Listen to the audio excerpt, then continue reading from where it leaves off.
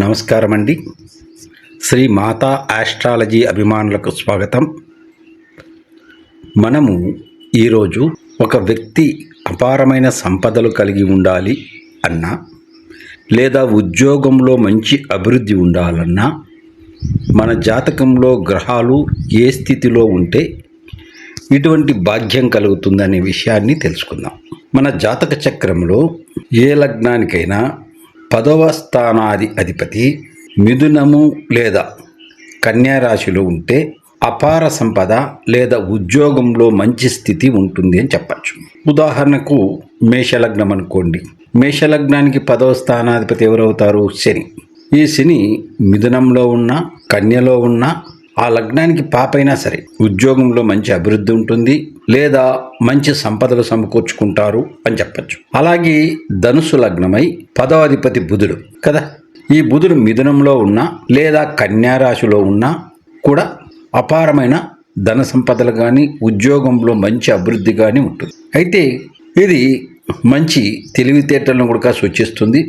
లేదా కన్యా లగ్నమై 10వ అధిపతి, కన్యా లగ్నానికి 10వ అధిపతి ఎవరవుతారు? బుధుడే కదా. కాబట్టి బుధుడు మిథునంలో ఉన్న ఉద్యోగంలో మంచి స్థాయికి వెళ్తారు, లేదా అపార ధన సంపాదన వస్తుంది. ఇక 10వ భావం మిథునం గాని కన్య గాని, ఆ మిథునంలో గాని కన్యలో గాని శుక్రుడు ఉన్నా కూడా ఉద్యోగంలో అభివృద్ధి బాగుంటుంది, ధన సంపాదన కూడా బాగుంటుంది. అయితే శుక్రుడు 10వ అధిపతి కన్యలో ఉంటే ఉద్యోగంలో అనేకమైన ఇబ్బందులు వస్తాయి. ఈ విషయాల్లో కొంత ఇబ్బంది కలగచ్చు, అంతేగాని ఉద్యోగంలో మంచి అభివృద్ధి ఉంటుంది, గొప్ప స్థాయికి వెళ్తారు అని చెప్పచ్చు. మనం ఈ విధంగా మనకు తెలుసుకోవచ్చు. అంటే ఇక్కడ లగ్నంతో పని లేదు, మనకు పాపుల శుభల అనే సంబంధం లేదు. ఏ లగ్నమైనా 10వ స్థానాధిపతి మనం చెప్పుకున్న స్థానాల్లో ఉంటే చాలా అభివృద్ధి ఉంటుంది.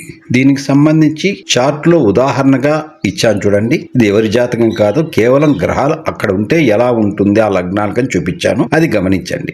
ఆ రకంగా ఉంటే చాలు, ధన సంపాదన ఏదో విధంగా వస్తుంది. అలాగే ఉద్యోగంలో కూడా అభివృద్ధి ఎక్సలెంట్ గా ఉంటుంది. కాబట్టి ఒక జాతకంలో ఉద్యోగంలో మంచి అభివృద్ధి ఉంటుందా లేదా ధన సంపాదన బాగుంటుందంటే ఈ విధంగా సింపుల్గా మీరు చూసుకోవచ్చు. మీ జాతకంలో ఈ గ్రహస్థితి ఉంటే ఖచ్చితంగా వాళ్ళు మంచి స్థాయిలో సంపాదిస్తారు అని చెప్పచ్చు.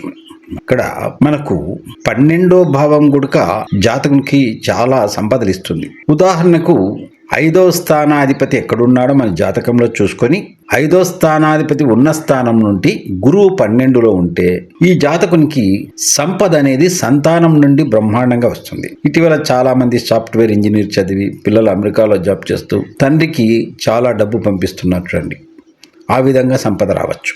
అలాగే చంద్రుడు ఎక్కడున్నాడో జాతకంలో చూసి అక్కడి నుండి గురువు లేదా 4వ అధిపతి చంద్రుడి నుండి కానీ లేదా 4వ అధిపతి నుండి కానీ గురువు 12లో ఉంటే తల్లి నుండి అపార ధనం వస్తుంది.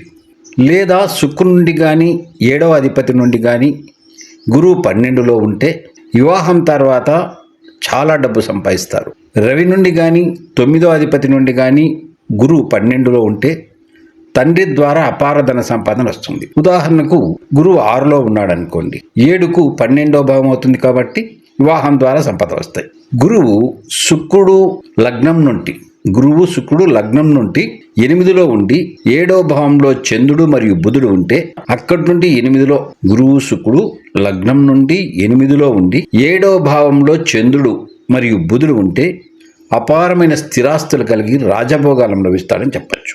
ఈ విధంగా మనకు సంపదలు ఉద్యోగంలో అభివృద్ధిని గురించి ఇలా పరిశీలించి సులభంగా మనం తెలుసుకోవచ్చు. ఈ వీడియో మీకు నచ్చినట్లయితే షేర్ చేయండి, లైక్ కొట్టండి, సబ్స్క్రైబ్ చేసుకోండి. మీలో ఎవరైనా ఆన్లైన్ ద్వారా జ్యోతిష్యం నేర్చుకోవాలనుంటే అది పరాశర కావచ్చు, లేదా నాడీ కావచ్చు, డిగ్రీల ప్రకారం జాతక పరిశీలన కావచ్చు, వీటిలో ఏదైనా మేము ఆన్లైన్ ద్వారా నేర్పిస్తాము. అలాగే మీ జాతక పరిశీలన కోసం కూడా మమ్మల్ని సంప్రదించవచ్చు.